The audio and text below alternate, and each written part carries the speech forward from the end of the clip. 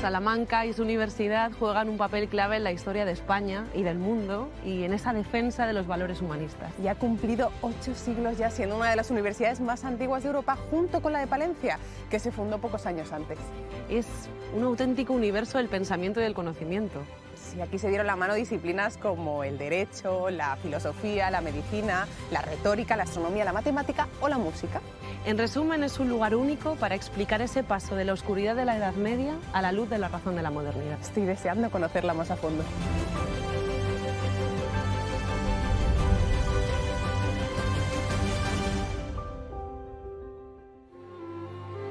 Hola, Luis Enrique. ¿Qué tal? Bueno, esta universidad tardó muchos años en construirse. Sí. ¿Cuál es el principio de la historia de la universidad?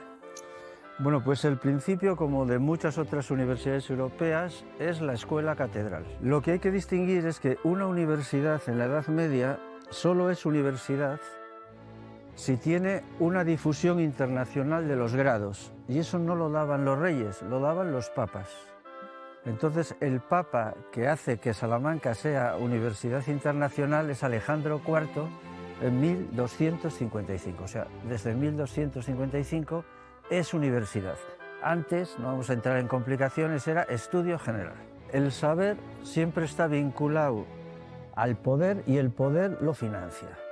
Entonces, en la fachada hay muchos niveles de poder. Están los reyes católicos, están los escudos de Carlos V y arriba está el poder del papado. Y entre todos esos elementos de la fachada destaca uno que viene a buscar todo el mundo, que es la rana. Pues sí, la rana está ahí subiendo a mano derecha y es una muerte o vanitas, que solía estar en muchos edificios renacentistas, indicando que debajo del esplendor está la muerte. Partimos de la fachada rica de las escuelas mayores de la Universidad de Salamanca. Una muestra del mejor plateresco, el estilo que reproducía en piedra el trabajo en plata de los orfebres. Tras ellas, el zaguán, un espacio rematado con bóvedas góticas con claves, talladas seguramente por los mismos maestros que trabajaron en la fachada.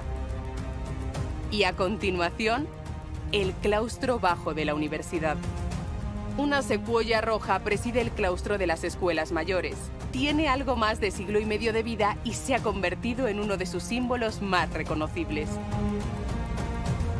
Las universidades como la de Salamanca se crearon para formar a funcionarios competentes al servicio del Estado. El objetivo humanista era transformar a la sociedad. Durante los siglos XVI al XVIII, esos licenciados acapararían los cargos más relevantes de los consejos, gracias a su formación en leyes y otras disciplinas. En uno de los laterales del claustro, el Paraninfo, la antigua Cátedra General de Derecho Canónico, presidido por un gran dosel cubriendo el estandarte que se remata con una cruz gótica, donada a los estudiantes de Salamanca por el príncipe Juan, hijo de los reyes católicos. Y a su lado, el aula Fray Luis de León, junto al aula Miguel de Unamuno. En sus orígenes, la universidad no tenía un edificio como tal, sino que las clases se daban en las aulas en torno a la Catedral Vieja y en locales alquilados.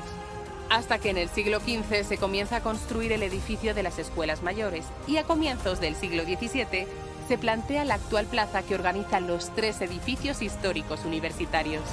El patio de escuelas, una de las estampas más conocidas de Salamanca. En su centro, la estatua de Fray Luis de León, el que ha sido uno de sus profesores más ilustres. Hola, Mariano. Hola, Leonor. ¿Qué podemos destacar de estos 2 edificios? El hospital Y las escuelas menores. El Hospital del Estudio, que es una especie, pongamos un caso casi como seguridad social de la época, ¿no? mira. Del siglo XV para los estudiantes y para el propio gremio universitario.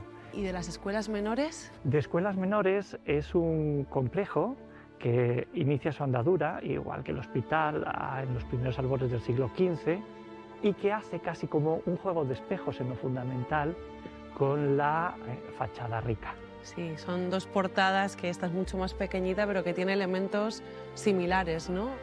Bueno, una portada es casi como un elemento publicitario de la institución a la que pertenece, con el escudo imperial de Carlos V. acompañándose en los laterales con el águila bicéfala también coronada. Y en la parte superior, sobremontando al del propio emperador, está la tiara y las llaves, es decir, las armas pontificias, y jalonándolas San Pedro y San Pablo, que son los garantes de la autoridad apostólica. Aquí está presente la monarquía y la el Iglesia, papado, ¿no? Que son quienes de alguna manera... Porque la universidad es real y es pontificia. Pues vamos a ver el patio. Adelante.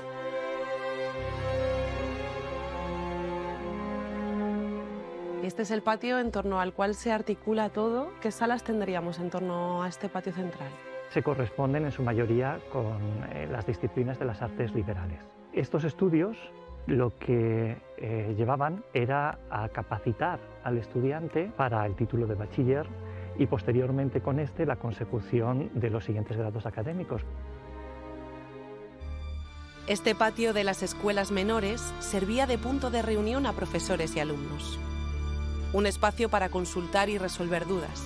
A este claustro daban las antiguas aulas donde se cursaban los estudios de bachiller, las enseñanzas menores de los estudios universitarios. Nos colamos por su estrecha fachada presidida por el escudo imperial de Carlos V. El claustro es una muestra de arquitectura gótica tardía típicamente salmantina. Este tipo de arcos fue utilizado igualmente en otros edificios de la ciudad como la Casa de las Conchas o el Palacio de la Salina. Si nos colamos por el suelo, llegamos hasta una de las antiguas aulas de aquellas escuelas menores. En ella encontramos una de las joyas de la universidad, el llamado Cielo de Salamanca, los restos de la impresionante bóveda mural con motivos astrológicos que decoraban la antigua biblioteca de las escuelas mayores. Estas pinturas permanecieron en el olvido durante más de 3 siglos, hasta los primeros años del siglo XX, cuando se descubrió que estaban ocultas tras la bóveda de la actual capilla de San Jerónimo. Medio siglo después, se arrancaron del techo en el que se encontraban, por la técnica del estrapo, para trasladarlas hasta aquí, donde hoy pueden ser contempladas como parte del museo de la universidad. Bienvenida al cielo, Leonor. Eso es.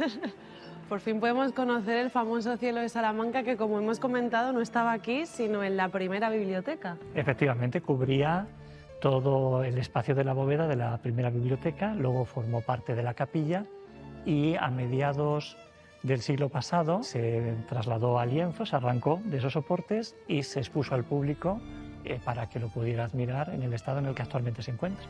Están representando dentro de un sistema geocéntrico lo que son las estrellas móviles de las esferas inferiores, las constelaciones inmóviles de la octava esfera y la novena esfera en la que se encontraba Dios, rigiendo absolutamente todo dentro de ese sistema.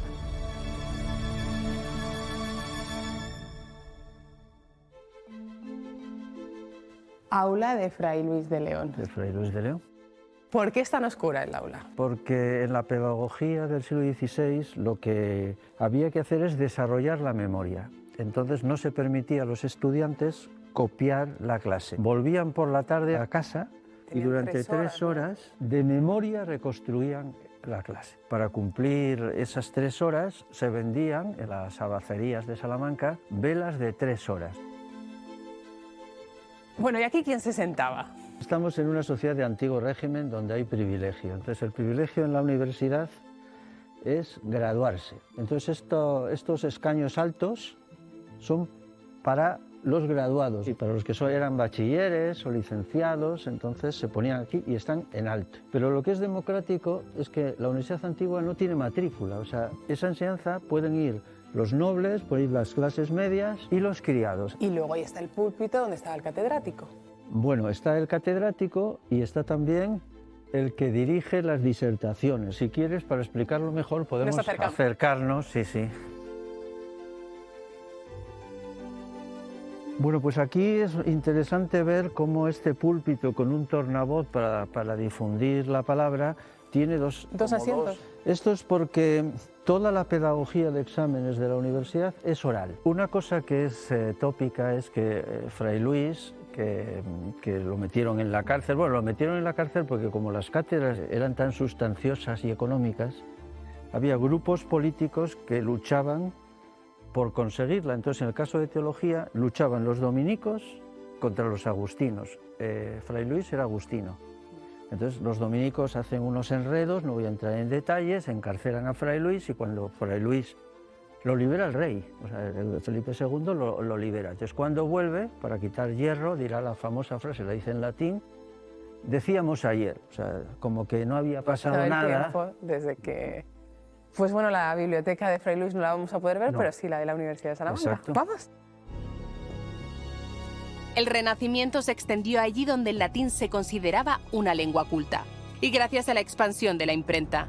Artilugio que a España llega apenas 30 años después de que la desarrollara el alemán Johannes Gutenberg en 1440. Un invento que revolucionaría la cultura, las universidades y cambiaría la historia de la humanidad.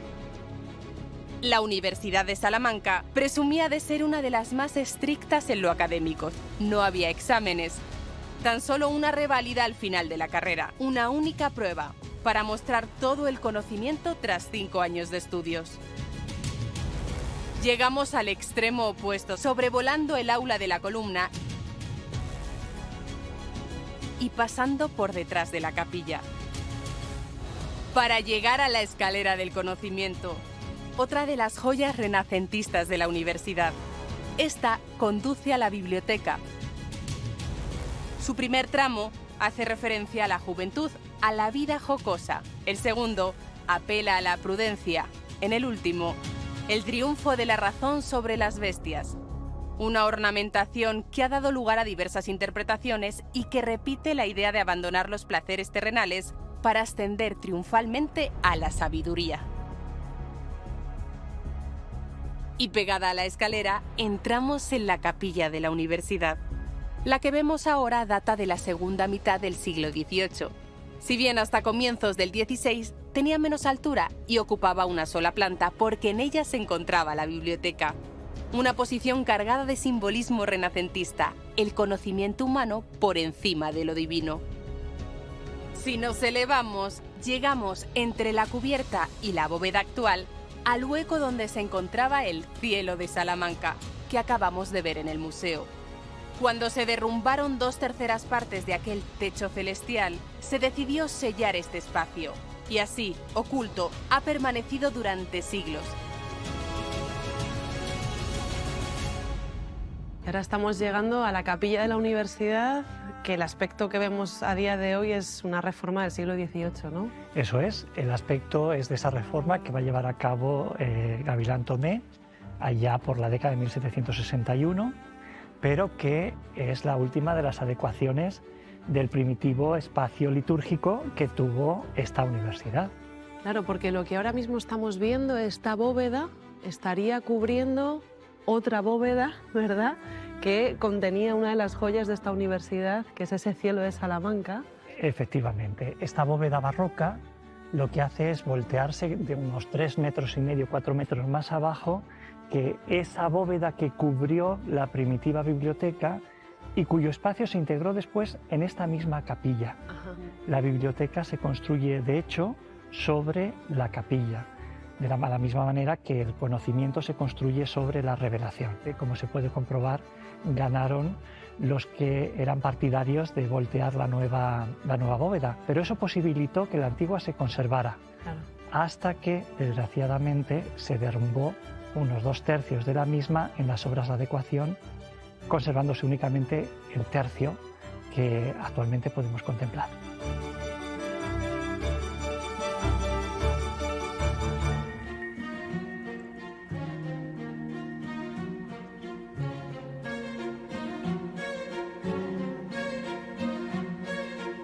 ¡Wow! Pero estamos saliendo al cielo de verdad de Salamanca, ¿eh? Ya te dije que son de altas alturas. ¡Qué bonitas vistas! Aquí estamos viendo la bóveda original de la biblioteca. Eso es, esa bóveda que se hace por los maestros moros Abraime y Yusuf. ¿Vamos por aquí? Adelante, por favor. Entonces, Mariano, ahora estaríamos llegando a la planta donde se ubicaba la biblioteca original. Bueno, de hecho, estamos entrando ahora mismo, vamos a pisar la bóveda de la actual capilla, la bóveda barroca. Este es el lugar original donde se encuentra pues la mayor parte todavía de los pigmentos que restan del cielo de Salamanca, de ese arranque que se va a practicar en 1950. Salimos del emplazamiento original del cielo de Salamanca para volar hasta la sala central de la biblioteca, una de las colecciones de libros más completas de las universidades europeas. Alberga 60.000 volúmenes fechados entre 1501 y 1830, además de casi 3.000 manuscritos y 487 incunables, los primeros libros impresos desde la aparición de la imprenta hasta finales de 1500. Y si nos colamos justo detrás de la fachada rica, la biblioteca esconde uno de los tesoros más inaccesibles, la Sala de los Incunables, también conocida como la Sala de los Manuscritos, una auténtica cámara acorazada, con muebles del siglo XVII y pinturas inspiradas en la vida universitaria. Se abrió en 1774 con la intención de encerrar aquí, bajo llave, los libros prohibidos. Entre sus piezas más valiosas, el manuscrito más antiguo, un libro de horas del siglo XI, elaborado para la reina leonesa Sancha. En la sala de la biblioteca hay además dos enormes esferas, una celeste y otra terrestre del siglo XVIII.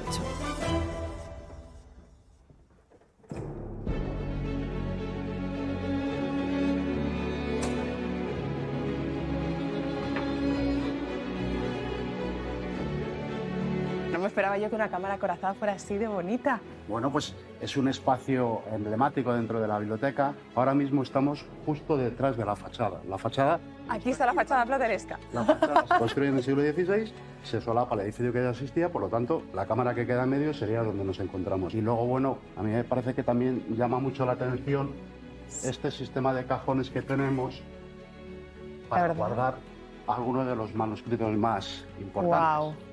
Desde luego, esto va a ser uno de los regalos que me lleve por vida, haber estado aquí. Es un privilegio que lo hemos tenido unos pocos, no mucha gente.